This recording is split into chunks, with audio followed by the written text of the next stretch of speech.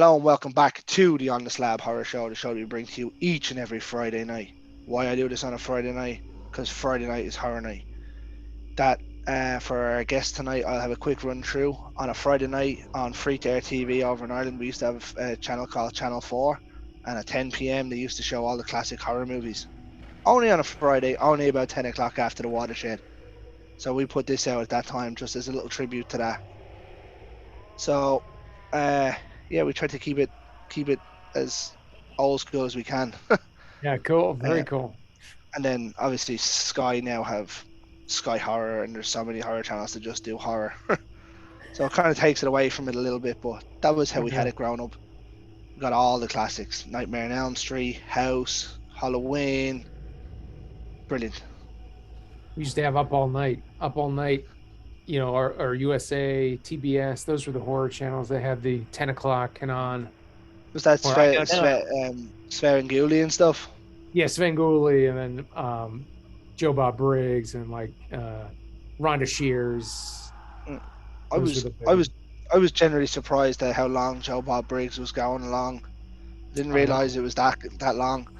Yeah. But yeah. So as you can see, folks, it's not the King with us tonight. It's not the Dynamo tonight. This is director of a movie that I've been hyping up to bits since I seen it. This is the director of Malum and The Last Shift and a few others.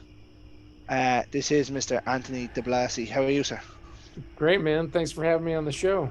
I'm Thanks for like taking keep hyping that Malum movie up. thanks for taking the time out of your day to come on. Of course. Looks like you have a nice day. It's getting dark here. I know, not quite yet. Still early here. um, but as it says in the intro, I've been hyping this movie up since I seen it. Um, but I seen Cheney put something out. Cheney Morrow, friend of the show, put something out that you were redoing Last Shift. We were Yeah. talking off screen. I wasn't an overly huge fan of Last Shift. I mean, I seen it; it wasn't bad, but by God, this just stole the show. I mean, that's what we were going for. I mean, hopefully people either haven't seen Last Shift or people who have that maybe were like, not that into it. It's like, well, we made Malum for a new audience. We had a bigger budget on this film. We had more time and resources. So that's, what we were going for. Wanted to, the first movie, we had a very small budget and we could only do so much with it. So we were, that was kind of the main reason to do this. We felt like we had a good concept there and some scares that worked, and we're like, okay, how do we bring that to a bigger audience and put more resources behind it so we could deliver it properly this time. Yeah, as it says, It wasn't that I didn't like the other one or it was bad or anything. It was just there. It was just one of them movies I've seen and went, all right, Yeah. okay. But Yeah. this one I've seen twice now since I watched it. Just to give myself a better feel. But before we get into the movies, tell us a little bit about yourself, how you got into movies. Well, Um, from Boston originally, before I went to Los Angeles. you're not a Patriots fan, are you? I mean, I won't be if you're not. I'm a Broncos fan, so I mean, Boston's a big sports town. My mom was a huge Patriots fan and Red Sox fan and Celtics fan. I grew up with a lot of sports in the house. But when I moved to Los Angeles, I was lucky enough to get an internship with Clive Barker of Hellraiser and Candyman and jeez, Night that's a Breed. great one to get straight into. Yeah, I mean, I had met with him and I got an in because his producing partner at the time, he was from Massachusetts. He had gone to the same college I went to briefly, just for like a semester, but I felt like, okay, it's enough. I started reaching out to him and I said, hey, I'm from Massachusetts. I'm at Emerson. And he was like, okay, we need help right now. So I went up and I met Clive and him and I got along with them really well. So then they hired me as an assistant shortly after that. And then I was kind of thrown into the fire there. And I ended up getting into producing and developing with them. And A lot of years I worked with Clive, probably in total 10 or 12 years of active stuff. And I was, we produced Midnight Meat Train and Book of Blood, which we shot With in Vinnie Scotland Jones. with Vinnie Jones. Yep, we shot Vinnie Great Jones. movie.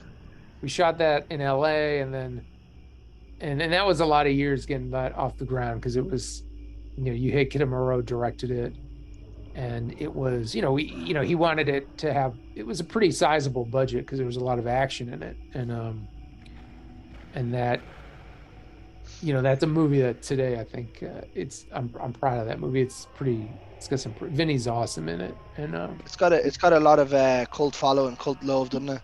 yeah, yeah, it Yeah. did after it came out because it didn't get a wide it was pulled theatrically because the company Lionsgate had a change in regime and it got pulled theatrically, so it had to kind of find an audience on DVD and stuff like that, and then streaming.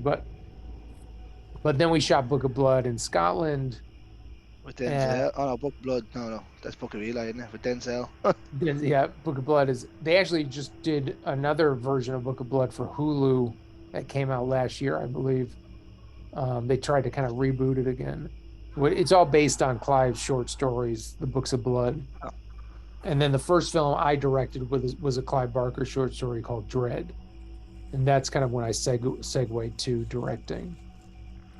very nice. It's obviously a big change, but having worked your way from the bottom up to the top now, I'd say you've seen every aspect of filmmaking, so you know exactly what you want rather than, say, coming straight out of college being told, there's your budget, go direct that movie, and you're like, oh, okay, so how does this work or how does that Yeah. work? Yeah, I mean, being on the producing side, you learn everything and you get to work with a lot of other writers and directors. So that's just a huge learning curve. How do you work with creatives? How do you develop story? How do you work on a set? That was so by the time I directed my first feature, I was pretty seasoned in terms of being on a set and being around other creatives and working with executives and producers. So it was a big learning curve those years with Clive. Yeah, and what a man as well. He has a great name around the horror community, obviously with Hellraiser and stuff.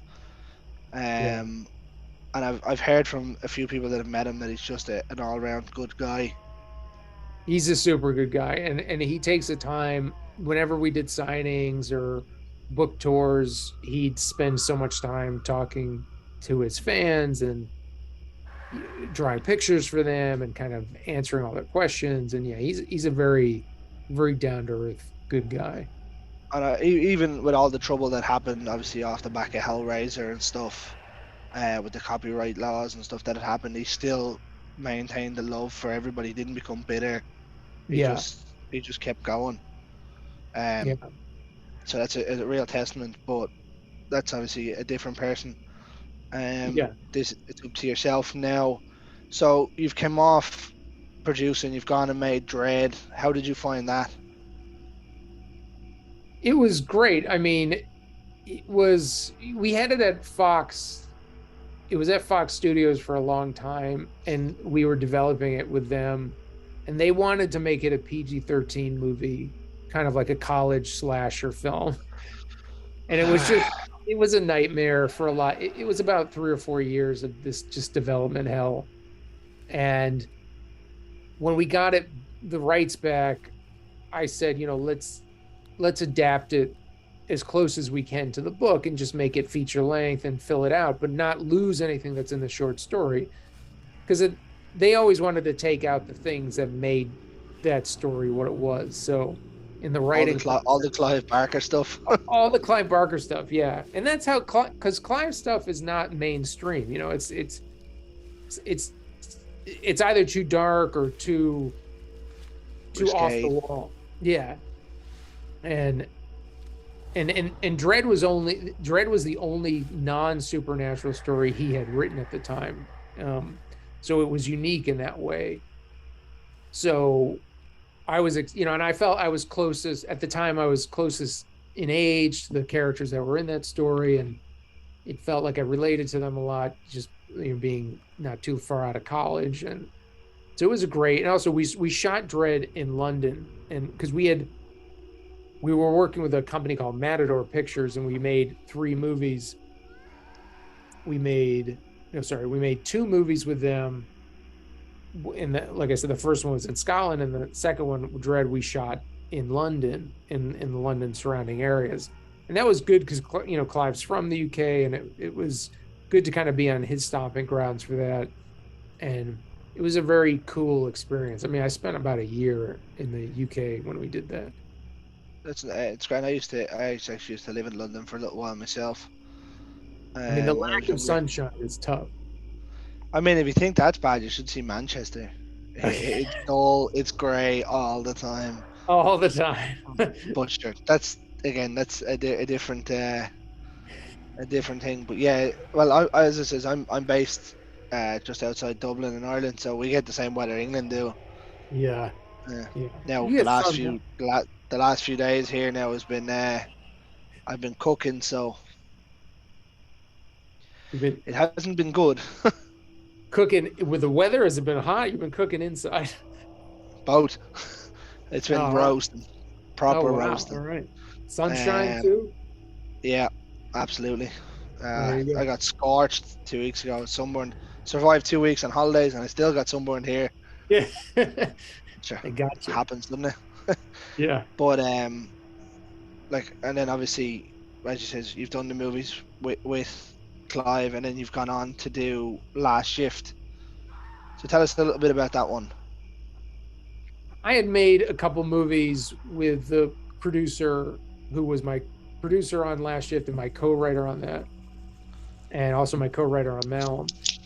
And we had made a couple other movies together, and the budget sizes were bigger. And at the time, we were like, okay, you sell the movies, they come out, you're not really seeing much of a return on it. And, they kind of get, and when you do an independent film, it's not always easy to make the money back.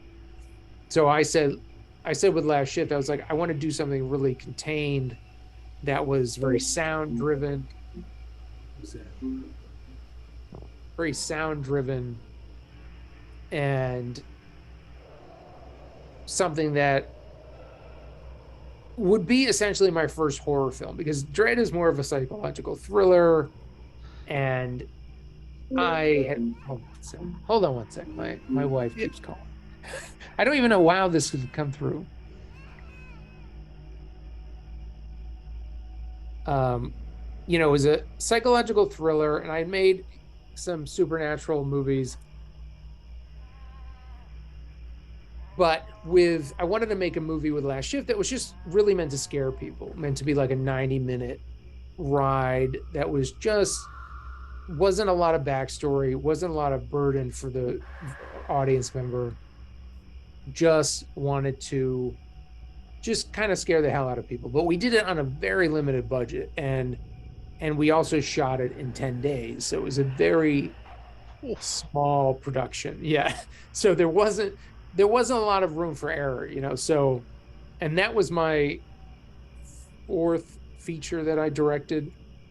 So I had felt like I knew kind of timing wise and like how we could accomplish that in that many days and stuff. So, but we were happier how it turned out. It turned out happier than we thought we were going to be. And Magnolia Pictures picked it up, which is a good studio here.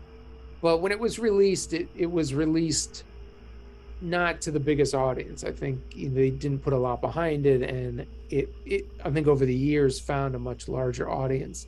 But it took some time for people to get there. I think even now, there's still people who are like, "Oh, Last Shift, I don't quite know what that is. Hadn't heard of it." It Yeah. has more of a cult following. Yeah. Well, I know. Like, I used to work in a video shop, growing up, and myself and one of the lads used to rent out. So we used to go in. I've said it on a few shows. We used to go in and rent out. You used to get 5 DVDs for €5 for 5 nights, and we'd go Yeah, through them and try and find sort of like the worst looking boxes we could find. yeah, And one that always stuck out was Last Shift. It was herself sitting on the ground in the pentagram with the carved up face. Oh, see, I haven't even seen that picture. Yeah.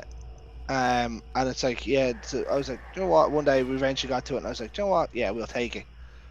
That's And awesome. as I said to you off screen, I wasn't a major fan. Like I've seen it once. It wasn't bad.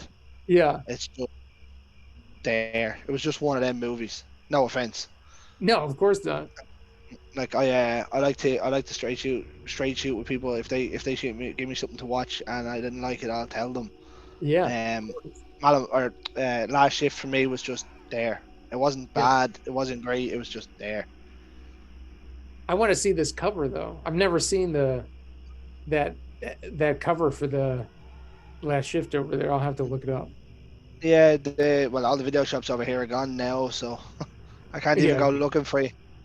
Yeah. But I can always remember some artwork that we've gotten over the years. Like we got a house out, the Sean Cunningham one, Yep. with the finger pushing the doorbell. Yep. Classic. We got Wrong Turn, obviously the old tree one, with Yeah. Eliza Duskute.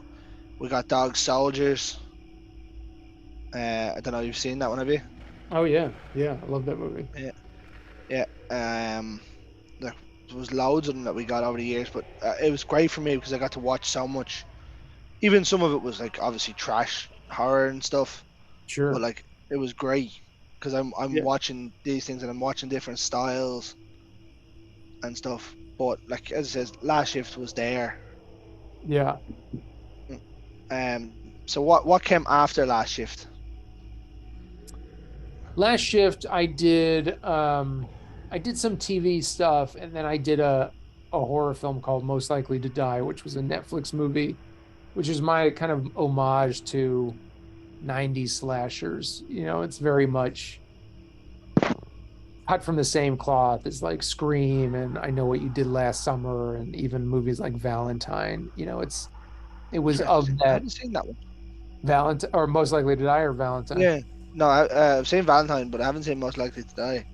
I don't know where it was released internet. I'm not sure if it ever came out in Ireland or it was on Netflix for quite some time. I don't know if it's still on Netflix, but this was not too long after this was probably 2015, 2016 around then. Oh, I was too cheap to pay for Netflix at that stage. Yeah, exactly. But I did that, and then I did another film, which was a psychological thriller I shot in Canada called Extremity, which I've was heard of it. yeah, much more. It's much more like Dread. It's kind of like a bookend to Dread. I wouldn't quite call it a horror film, but it has some graphic stuff in it. It's about extreme haunts, which I don't know if they have extreme haunts taken off over there at all. Is it a show? They're like extreme haunts in the States are like, haunted houses that you go to around Oh, Halloween. was that But like McKinley House and McCamey, stuff? yeah, like McCamey Manor, that stuff. Yeah, Yeah, it's yeah, it's like no. We do have two of them that appeared around Halloween. We have Pharmaphobia, mm, but it's a little different to McKinley House because the people can't touch you. and touchy, yeah. Yeah. Yeah. And then there's another one. There's Pharmaphobia and Nightmare Realm. Yeah. I But think that's it. that's the Even biggest difference, right? Is like if they can touch you, sign the waiver so they can touch you and kind of torture you. yeah, the problem is though I can't go to any of those kind of things. You punch somebody. Yeah. I was like 14 and then we were in Spain and went to a haunted house. Someone jumped out. My hand just I didn't even notice. My hand just kind of came out. Yeah. And I was My like, yep. friend my friend did that. He worked at Universal Studios in Florida. They do a Halloween haunt every year, and Yeah, he worked the the haunt, night ones. the night ones. Yeah, and he said that the second it opened, he jumped out and scared somebody. They broke his nose, punched him in the face, and broke his nose. Happens. I Yeah, think, but like that's the thing for me. I know I can't go to them, so I don't. Now I yeah, do feel sad because I would like to go to them, but if I was to go to them, I'd probably have to be handcuffed together or something. yeah, I know, right? Tied behind the back. Yeah, 'cause, I mean, some people just have that knee jerk reaction to like fight. Yeah. But yeah. So no, I've never seen. We don't have any of the extreme ones. Um, But if there is, I'd never heard of them over here. Yeah. Well, maybe you can start one. No thanks. Yeah, Uh, yeah, I can start one. I'll make loads of money doing it and not go through it myself. yeah, exactly. But obviously, you made Extremity, and like I imagine it's a movie based off that gone wrong, theoretically. Yeah, it is. Yeah, and it's much more from the. It's not really a horror movie because it shows, like like Chaney's movies Haunt. Brilliant It- movie. yeah, so his Haunt is more about the audience, right? It's about it's the same creating the haunted house, but you're not showing the behind the scenes. Like Extremity is much more of a thriller about showing both sides of it, showing the Yeah, people who yeah. run it and the people who are going into it and kind of waiting to see who's going to break first. Oh, I'd be interested in that now. I might check that one out. Cool. Um, that's a very unique concept. It's shot Like really well. My buddy shot it. I think visually, we wanted to make a very stylized visual movie, and he's gone on to he shoots Witcher right now. He's on that Witcher show, and he did Doom Patrol for a lot of years and like a American Horror Story. So he's a really solid DP named Scott Winnig. very nice. I didn't watch. I tried to start an American Horror Story, couldn't get into it. He was on Uh, like I don't know, like the sixth season or something. and then I tried The Witcher as well, and it's just not for me. I couldn't get into uh, The Witcher either. I don't know. I don't know why. I mean, I usually like shows like that, but I just couldn't get into it. My wife loves it, but yeah, it yeah, a just couple of the lads all love it, but I just it wasn't for me now. And I yeah, think it's gonna reach production hell now with Cavill gone. yeah, yeah. Well, it is what it is, isn't it? Yeah. So what came next then for after Extremity? I was writing a lot after that. But the next film I directed was Malum. I did was mainly writing for a few years, doing some other genres, and then and then Malum came along. The guys, Luke LeBeau at a company called Welcome Villain, he was a big fan of Last Shift, and he felt like, hey, we could do this, get it to a bigger audience, do it for a bigger budget. He's like, what do you think about joining forces on this? And so we got in bed with the Welcome Villain guys, and they financed the film. Nice. Um, so I developed it with them. Scott and I developed it with them, the script, and so that was a while, about a year working on development and stuff, and then we went in production and shot it in Kentucky. Not too. I mean, we shot it just this past summer, so it wasn't from the time we shot it to the point where it came out. It wasn't that long of a turnaround. Shot it in Yeah, August of last year. because I was speaking to Cheney a couple of months ago, and he was saying that he has big things coming out, and he's like, just wait, it'll be worth it. Yeah, Well, he wasn't wrong. Now, good. now he might tell me he was talking about this movie. He might tell me there was something else. Yeah, Obviously, I reached out to Cheney over. I'm a huge fan of the original Mutilator. yes, yeah, Um, so I made my way through the cast of the Mutilator 2, yeah, or at least most of them. And Cheney had obviously been in other ones that I'd seen, obviously Haunt and Wrong Turn and stuff. yeah, So it was great, but like he was telling me that he had some big things coming. But jeez, I didn't expect this. yeah. Yeah, he's got some other stuff too. I mean, he's a great character actor, and A hopefully, great guy too. yeah, yeah, he really is.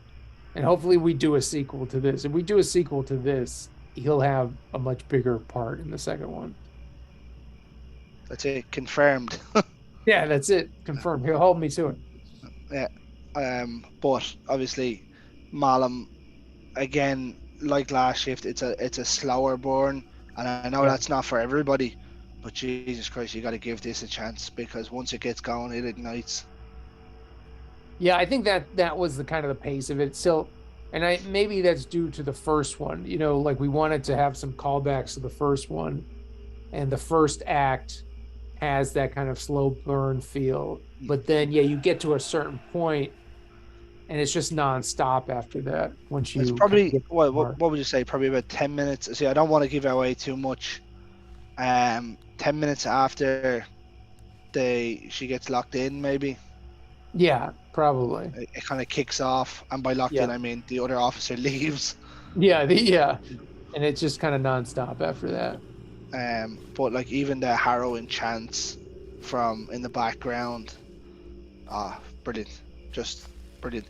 Cool. Because I, Thank I I actually wrote to Cheney afterwards, and I was like, Jesus, where did you pull out the Charles Manson run from? you. Yeah. Uh, all the Charles Manson vibes off that. Yeah, for sure. Even the outfit's very he's got a certain style in the movie, and but he's killer in it. I think he's so good, and he's great with the makeup on too. He knows how to play when he's got makeup on. He did But a like great job. I think if you're playing that kind of a cult leader, Yeah. as he does as he plays John Malum in this, to be compared to somebody like Charles Manson off screen, obviously he wasn't a great human being, but he must have done something well to Yeah, be in yeah, the movie to be compared to him. yeah. I thought the movie was fantastic. I thought Jessica was unbelievable, especially considering she spends most of it alone. I know that's tricky, right? It's like we knew we needed an actor that could carry the whole movie essentially. You're with her so much of the time. And, as long as you're empathizing with her along the way, people will go on the journey. Absolutely.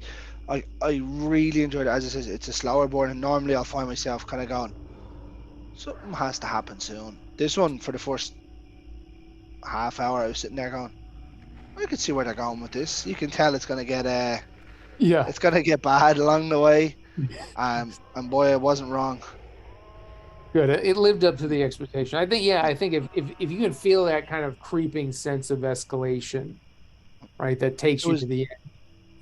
it was very Jaws esque in the way it was done, except Jaws obviously showed you little bits Yeah. happening at the start where this doesn't. But Yeah. the build was kind of like that. You know it's coming, and you know it's gonna get worse. That's a great comparison though. I'm glad like because I feel like movies like Jaws and Predator have they Phenomenal. show a lot of restraint along the way so that it's like by the time you get to the end of those movies you really feel it's like it builds to something. Ironically, at the time of recording this, it is the anniversary of Jaws being released. Oh, is it? Oh, crazy. Yeah. But like as it says, you mentioned Predator as well. Predator is another one of them movies where you're watching for 40, 50 minutes, going, what's happening in this? Is this a war movie? Is it a Yeah. marine movie? And then all of a sudden it hits. Same as this one. Um, but like anybody that's known me or listened to me over the last couple of weeks on the show, um, they'll know how much I've been hyping this up. Even on Facebook, I've been talking to people Oh, awesome. uh, in the group chats and stuff, or the Facebook pages and stuff. I loved it. Have you had Cheney on since you saw the movie? No, no, I mean, you gotta man's get busy. his side of the story. Man's busy. He has a new baby. Oh, I know, I And know. all that. He missed the premiere because the baby was born literally the night we had our premiere. Yeah, I seen that on Facebook. I was talking to him actually that night. Then I says, "How's the permit going?" He's like, "Oh, I didn't go." I was like, "What?" Well, I didn't Yeah, get a response after that, and then he was like, I seen it the next day then. But it was a major congratulations for him. Movie released in the cinema, and then obviously his other half yeah, having the baby. yeah, Um, I did say he did say he'll come on and have a chat with me about it. Uh, but just when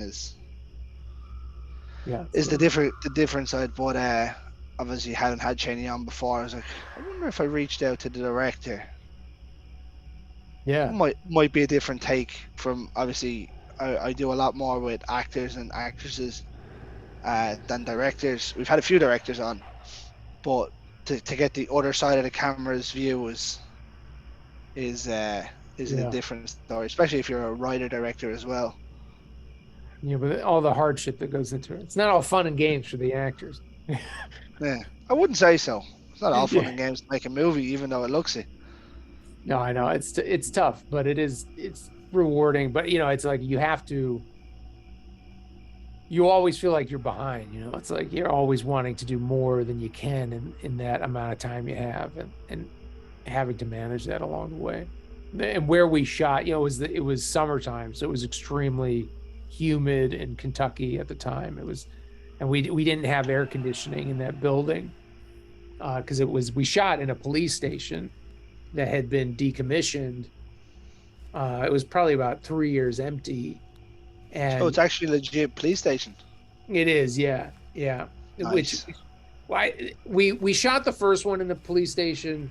We wanted to have that same because it brings so much production value if you can just find a police station, and that's why we went to Kentucky. And it was the first movie. The police station was tiny, and this movie it was huge. It was 4 stories. It was a basement. It was a very big building in the heart Yeah, of yeah. downtown Louisville.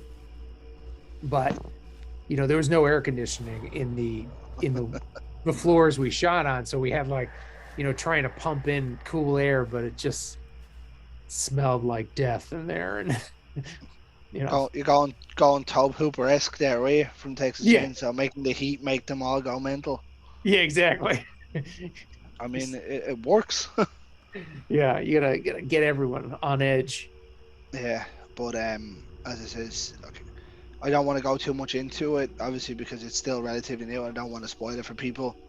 Um, Me and the King and I think the Dynamo's going to jump on as well. In a couple of weeks, we're going to put out the review of it. Oh, Um, cool.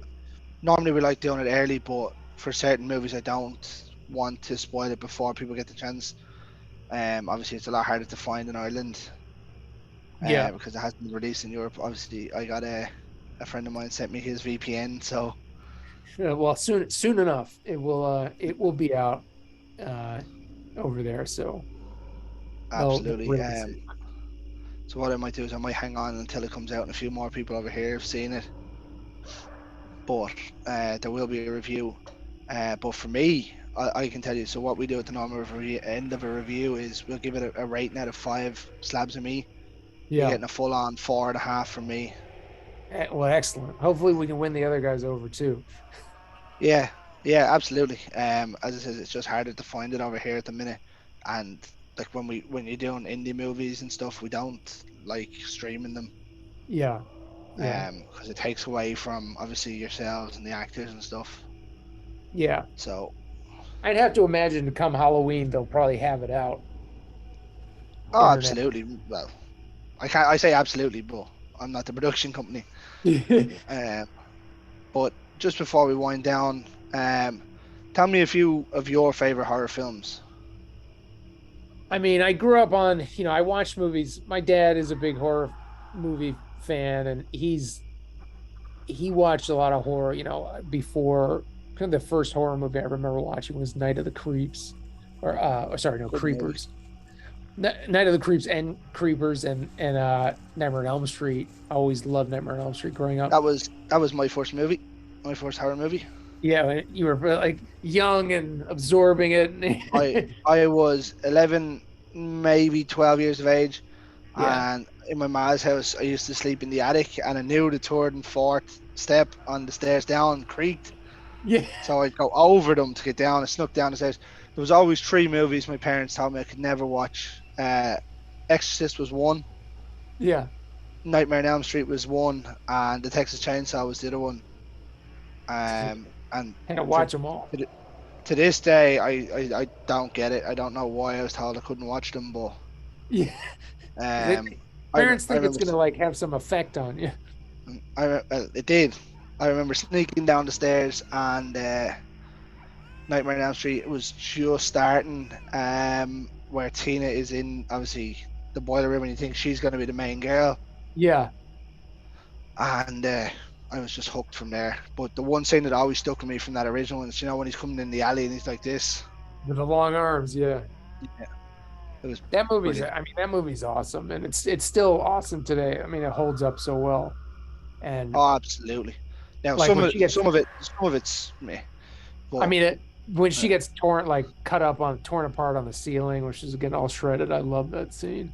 yeah, that was that was near groundbreaking at the time as well. Yeah, because that And then was not obviously, easy to shoot. and then obviously the Johnny Depp scene is the one that everyone kind of remembers, Yeah. um, which was brilliant.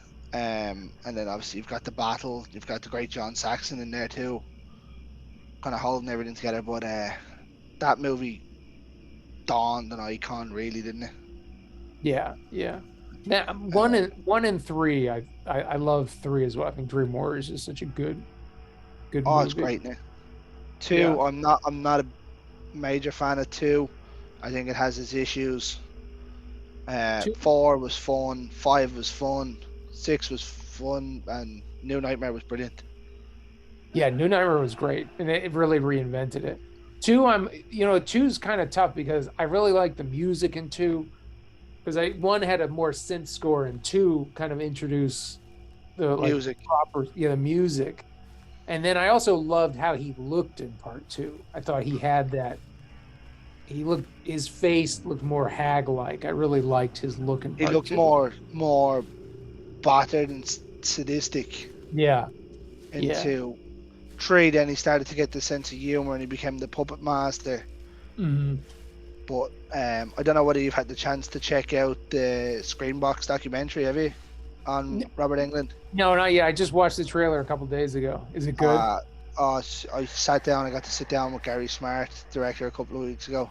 Oh, awesome. Oh my word! Oh, I'll have to just I'll have to watch it. like I'll re- I have a big Freddy Krueger tattoo there. Oh yeah, sweet. Oh yeah, classic. That's awesome. Oh, that's really good too. Yeah. That's a great likeness. Yeah. So That's just how always much? tricky. Huh? It's always tricky when you get a portrait tattooed on you. You're like, hopefully it looks just like the person. Yeah. But No, I wouldn't know. that's excellent. My tattoo artist had the picture beside her Yeah. and was doing it that way. Wow. She did a great job. Yeah. She done this one as well. Obviously the creeper. Oh yeah, that's awesome too. Yeah. Yeah. Savage. Yeah. But yeah, like that movie stemmed my whole thing. I was hooked on horror from then. Gotta get you ever see you have any like gloves that they make? You ever see like Anders Ericsson? He makes nightmare gloves. No, I don't. I have two small kids that I Oh don't collect yeah. that. I have one little collectible toy that Tombstone Ted got me, and it's a little Jack Burton figure from um, Big Trouble in Little China. Yeah.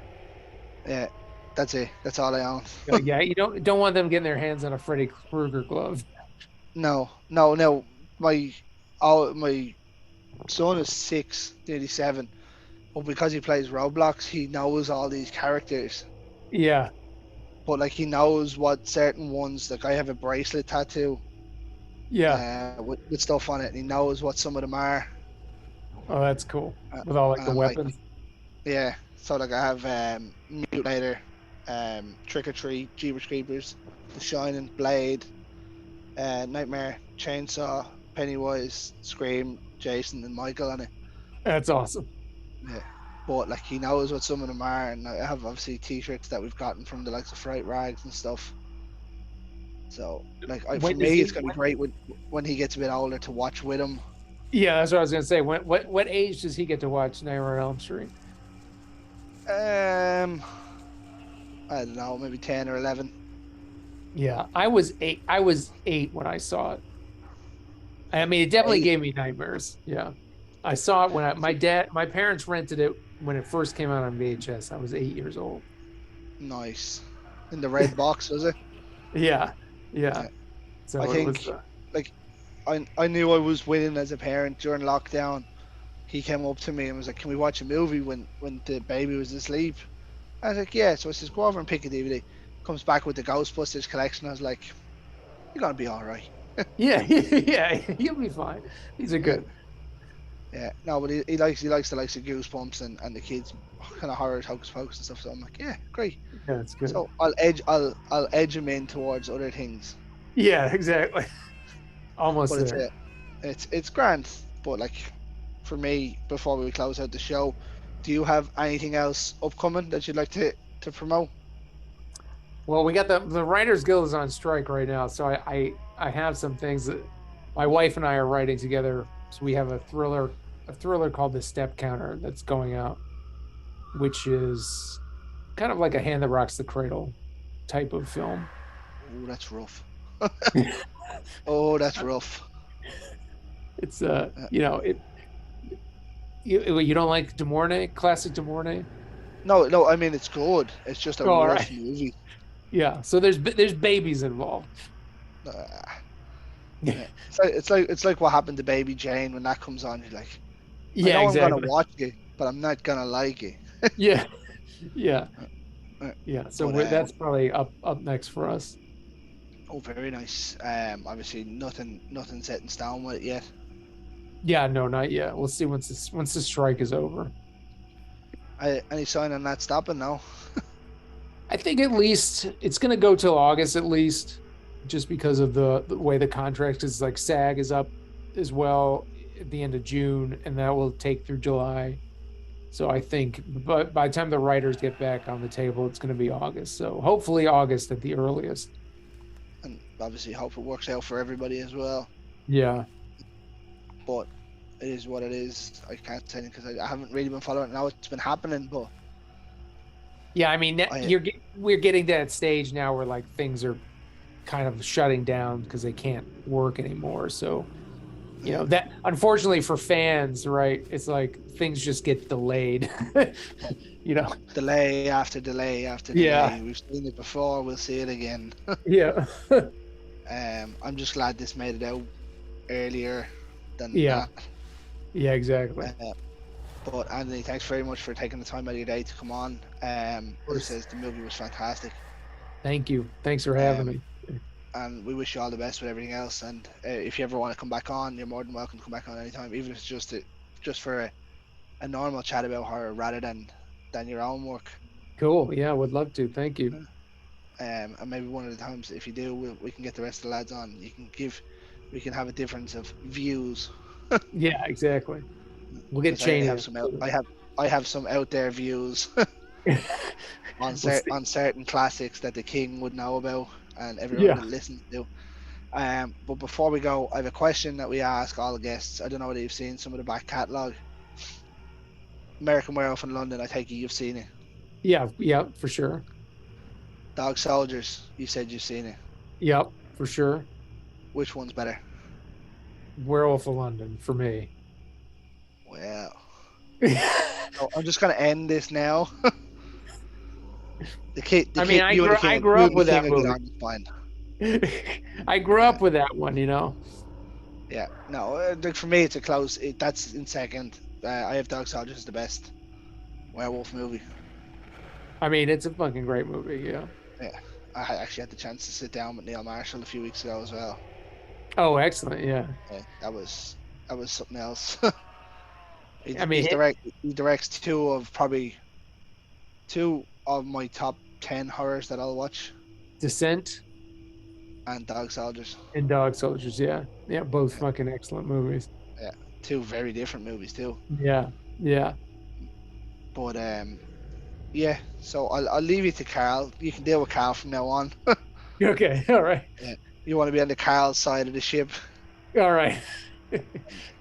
But it's been an absolute pleasure to have you on tonight.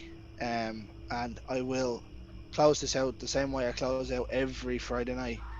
Ladies and gentlemen, in the words of the great George A. Romero, stay scared. Thanks, Rick.